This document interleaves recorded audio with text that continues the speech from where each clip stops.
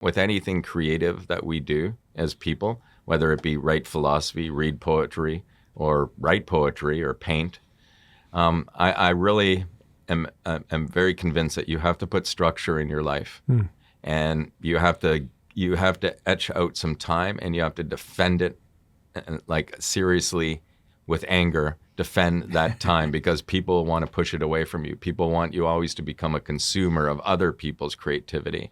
And so, like I mentioned, when I first started out, I had a little notebook, and I wrote down my hours. I punched in, punched out. And if you want to do philosophy, if you want to do painting, do that. It really helped.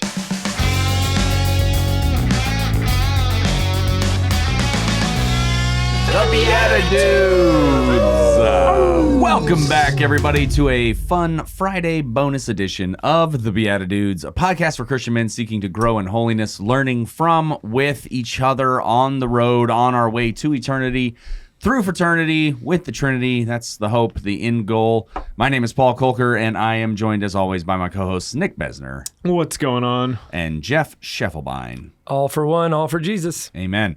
And we're back. If you missed the Monday episode, it was an incredible exploration about all things art and process and finding the creativity, making it happen sometimes, even when you don't feel like it. There was some regimented stuff.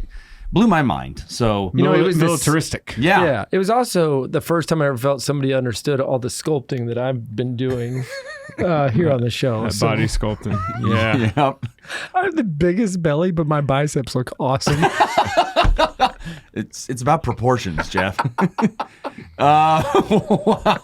Well, today we're back with none other than Tim Schmalz, and again, he shared a lot about his process, about his journey as a sculptor on the last episode. So if you did not catch that, please go back, watch it. It's worth every minute of it. His process as a sculptor or as a sculptor?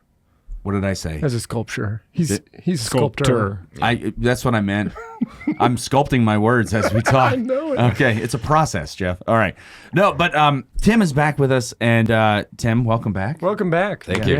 Good to have you here. We're From Canada. Thanks for the context. So we learned a whole lot about you on the last episode, but apparently one of your greatest inspirations is Dante Alighieri. Did I say that correct? That's right. Yeah, so Dante, the poet who wrote Divine Comedy, Inferno, Purgatorio. Am I getting that right? Yeah. There's the Yeah. So Hold on. Tim, this guy sitting to my left has a professional improv comedy troupe called Divine Comedy. Left, not that left. It's an inferno of fun. that's right. And the two of us do consulting for business. No, but what's fun is that these guys bring my improv troupe in. That's true. To try to help break the ice and get people having shared experiences, communication lessons, all and that. I love the wordplay on Divine Comedy. It's awesome. Yeah, Divine Comedy is what we named our improv troupe. Wow. So I don't have maybe as much of a passion for Dante as you do, but I have been influenced by his work over the years of my time in seminary, things like that. So Wonderful. So everybody out there, Dante say we didn't warn you. We're diving in. Tell us about your fascination, your inspiration by Dante. What drew you to him? Okay, I'll have to do this very fast because there's quite a bit of years Okay. that Right, I have sure. a relationship with Dante. But it started out when last episode I mentioned that I started sculpting really early. I was introduced to Dante through sculpture, through Rodin with his The Thinker. The Thinker, the very iconic sculpture of a man thinking, was initially considered the poet. It was titled The Poet. It was actually a portrait of Dante. When I became a hardcore Catholic sculptor, I realized that we need as many things and as many tools as possible to bring people towards Christ, to have that opportunity to bring people through and to let them understand how awesome Christianity is. Dante was doing that 700 years ago with the Divine Comedy. And I have to say that the presentation from bringing the viewer from hell to purgatory to paradise is just absolutely amazing, especially I think for the last 700 years, it's been a tool that worked. Everyone has this this fascination with hell, perhaps because of their own suffering that they can identify with, and to start out the voyage there, to start out the journey there, and then bring one up to paradise is absolutely phenomenal. I think about Dante and what a bold, creative person he is, just to actually even think about doing such an epic project, right? And so I had the honor of having my homeless Jesus installed in Florence years ago. And I went to Florence, and I was so excited to see all Dante. And what I saw was a lot of shoe shops and a lot of watch shops. Yeah. And it kind of upset me. I thought, this is exactly what Dante would have disliked here. And I thought, when Dante was mentioned and when he is in the mainstream, it's always Dante Inferno. Actually, in Florence, I saw the Inferno pizza shop, right? And I thought, They do have hot ovens. So. where is purgatory? Where is paradise? And then the more I thought about this, the more it quite frankly just pissed me off about how over the centuries, Dante has been distorted. In a sense, he's been secularized. Am I saying that right? Yep. Yeah. By not bringing in the other canticas. The purgatory and paradise. It's the comedy. It ends in a positive note. It's not the tragedy. A lot of people, and I heard that some universities just stop at teaching the inferno. They never get out of hell. And so I thought, and even my greatest hero, Rodin, who did The Thinker, who was actually Dante, look at what he did. He did the gates of hell, but he didn't do the gates of purgatory. He didn't do the gates of paradise. Yeah. So what I thought after I was in Rome, my sculpture is my homeless Jesus sculpture installed at the Badia Ferrantia, one of the old monasteries there. I thought, I'm going to right this wrong, and I'm going to sculpt every single 100 cantos of the Divine Comedy, and starting with hell, ending in paradise. And so starting out that project, I realized that this in 700 years has never been done. Yeah. Not William Blake, not Gustave Doré, not Botticelli. None of them have actually completed 100 cantos. Wow. And I was fascinated. I thought, oh my God, 700 years? Why hasn't this ever happened? When I was midway through Purgatory, I understood why. It's a lot of work. It's a lot of work if you want to do it right. Yeah. Now, I'm no scholar. I'm a sculptor. But what I did is I studied different translations. I researched. Thank God for the internet. I don't know how I would have done all this research if it was in the 1980s or so. At nighttime, I would look at how other artists represented some of Dante's cantos. In the morning, I would sculpt.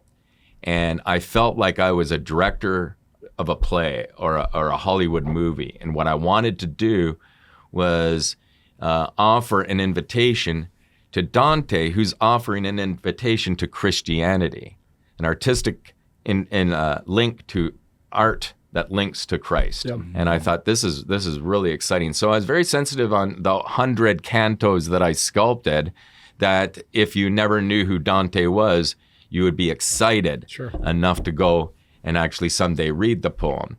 And I also had to be wary because there's a lot of nerds, Dante nerds out there, and I had to watch out that I had when I tick them off. Huh? Yeah, and I had to have little things for them, little crumbs for them to take up, right? Gosh, that's brilliant. Little Easter eggs or nuggets. Yeah, I had to What do a that. podcast episode title. Jeez. Yeah. Something for the Dante nerds.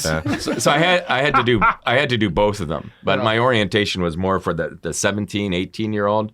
That's not Christian. That, what's happening?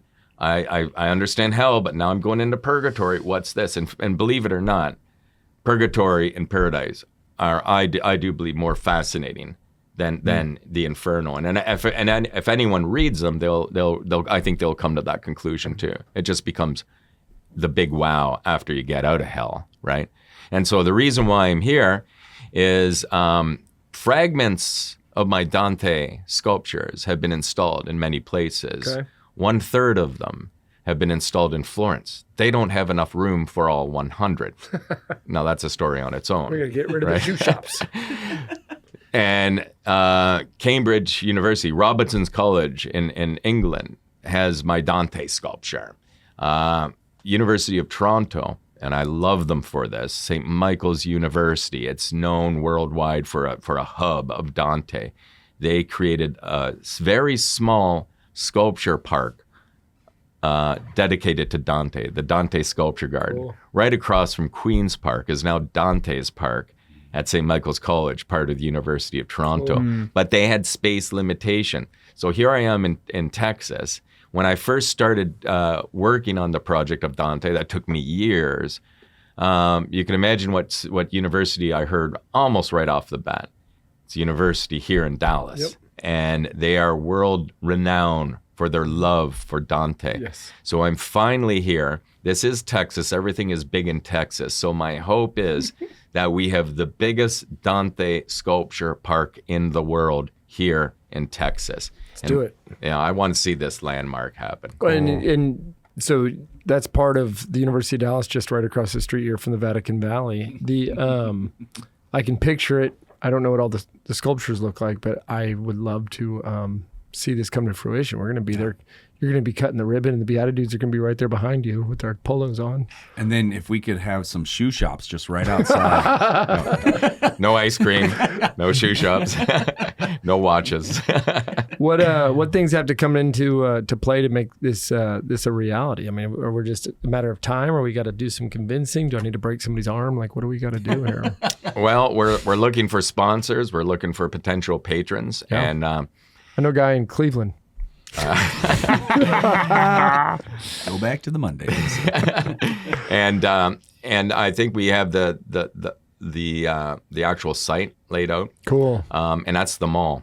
Yeah. And the president really needs. He expressed to me he needs to refurbish that area. Yeah. It's tired looking. Like the university is kind of tired looking at the central area. So the intent was to rework that area, make it more beautiful. It's been more than a half a century since anything really has been done substantial to that space. And most universities have sculptures around and art pieces around. And this university is basically a blank slate. Yeah. And I say thank God. That's right. Because now what we can do is we can put some structure and some planning behind it. Do you know Dante has an amazing vision of a crucified Christ? And I can see that as one of the huge pieces. The representation in purgatory of the Annunciation blows my mind. That could be another sculpture, Cool. right? And so you could have, and actually the final canto of the whole Divine Comedy, the representation of Mary, that's what I can see. Yeah. So I can see so Catholic, but also inspired by Dante. Yeah. And so what I think about is imagine a place in the world that Dante is celebrated physically like this. Physically. And I think it's just absolutely amazing. That's a wonderful idea. I would love to see that come to fruition. JJ was a guest on season 1 of the BeatiDudes, so you can leverage the show as just proof that you've made it in the global Catholic world. It's a pretty big deal. We were on campus this week. Our company does Mass and lunch together. We go to the cafeteria after Mass. Yeah. And in fact, I'm just giving everybody a heads up. If you go to a noon Mass at UD, you might be entering into a philosophical lecture, because that homily blew my mind. And I mean, like, I didn't understand it. And I was like, I've never been to a daily Mass that was this complex. Yeah. The University of Dallas. Exactly. Yeah. But we go to the cafeteria. It's a bunch of college kids, and then our company. It's pretty fun. And then we were walking the mall leaving, and I felt like I was in the 1970s, in both a good and a bad way. Like, I felt like it was like this throwback moment, but it definitely could use a facelift, but not just to be modernized. Yeah. Let's be intentional about it and make it, as you would say in Canada, beautiful. He does say beautiful well, doesn't he? He says beautiful. He does, but I still don't think it sounded quite like Yes. I love going into a university like Cambridge and seeing the beautiful historical architecture. And even actually the University of Toronto has some beautiful stone buildings from the 1800s. Unfortunately, we don't have that here. But what we do have is the possibility of creating an amazing bronze sculpture park. And like you pulled that wolf out. I think people from Dallas, there's some... I don't know why, but they love bronze sculptures. Oh yeah, you look at all the cowboy stuff we have. But over DFW. it's all cowboy stuff. Yeah. Right? Yeah. But they love bronze. But I'm saying, okay, take that love of bronze and put it to use celebrating Christ via Dante, right? So That's awesome. Yeah, so you're getting really hardcore Catholic artwork, but also you're also getting Dante with it, which is a double bonus in a sense, and you're using your bronze, right? Yeah. You go to Highland Texas Park, bronze. people love bronzer, so it's Spray tan. What do you have any installations? I'm just thinking about this out loud for like really neat places, but at Texas A&M or in College Station, do you know if you've ever had a statue put in there, or just maybe a homeless Jesus or anything? Nope. You don't know. I don't know. I don't know what it you're hasn't made it on talking about. Okay, that's where we all went to school, is Texas A&M University. It's 3 hours south of here. No, It's I a don't. Catholic hotbed. I'm not trying to be funny when I say that. Most of the stuff I say is ridiculous. This is true. I can picture, any one of these Matthew 25 homeless Jesus. There's an incredible St. Mary's Catholic is- center there that yeah. is. For college campuses, we have about one of the ugliest you've ever seen. It looks like a windstorm got stuck up against a bunch of brick walls, right? At A&M. pretty good way. Yeah. Well, there's like a it's just a different mix match. It's mostly Yeah. different shades of tan. Yeah, 1980s tan. It Well- it looks like his 1980s camouflage. Yeah. Well, yeah, you can tell what era every section of the campus was built in because they just Correct. stuck to that Yep. era. And then there's one beautiful tree and one dome. I mean, it's a weird setup. But But it's got a charm to it. the St. Mary's Catholic Center there is phenomenal. Where is this? What city? It's called College Station because you would get off the train at the College Station back. That's the city? Yeah. Oh, okay, because I did some stuff at just recently at Houston, St. Thomas University. Yeah. Yeah, so that would be Yeah. like an hour down the road. Oh, okay. Yeah. Yeah. And St. Thomas is an awesome place too when you think about these Newman schools that are, in the higher ed of America. Texas A&M turns out more priests than any school, and there's more practicing Catholics there than there are students at Notre Dame. So let's say Notre Dame had, I'm making this up, 10,000. yeah, whatever. on a daily basis, weekly basis, more authentically practicing, daily mass going sacramental Catholics, not just cultural Catholics. So it is a really, really phenomenal place. We'd like to get you down there. And we have lots of open space there for the Dante. I don't know if we can pull off the Dante garden, but we could certainly pull off There's a lot of space. Homeless Jesus. I love it. It's beautiful. Interesting. Yeah. Well, we want to join you in praying for this success of this potential installation in Dallas. We got a lot of listeners in Dallas, so I hope people will follow along with Tim Schmalz and with DanteSculpture.com.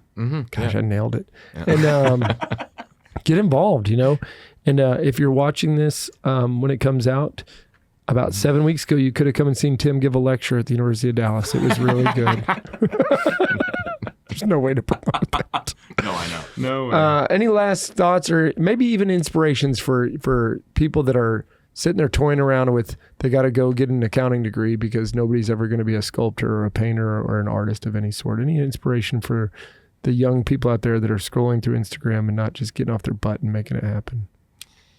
Yeah, like I said last week, the idea of artwork, I think it's extremely rewarding. And I think that with anything creative that we do as people, whether it be write philosophy, read poetry, or write poetry or paint, I really am very convinced that you have to put structure in your life.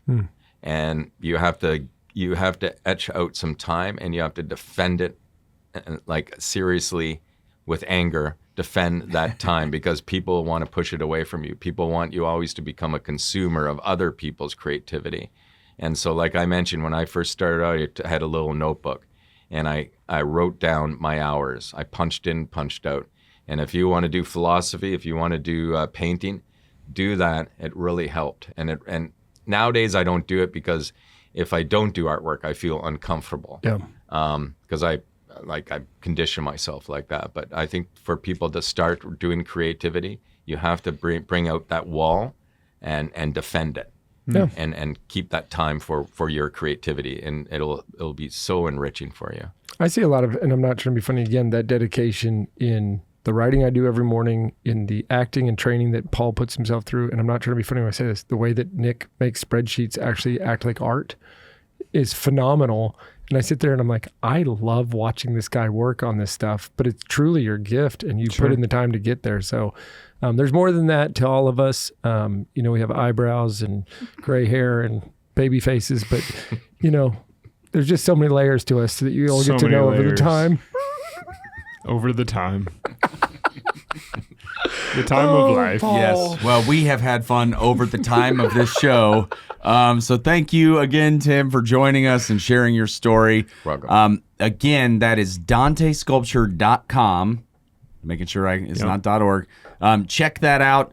You can find ways to support Tim through that. Reach out to him there. His last name is a little tricky to spell, so that's probably the best place to find him. Tim Schmalz on DanteSculpture.com. We will see you on that website in the Dante Gardens that are sure to be built. And for the rest of you, we will See you in the Eucharist. God bless. Thanks for tuning in. If you'd like to join us at our undersized table, subscribe to the video version of the show on YouTube by typing @ that's the symbol @, so shift and 2 on your keyboard, @ the _ BeatiDudes on YouTube. We'll see you there.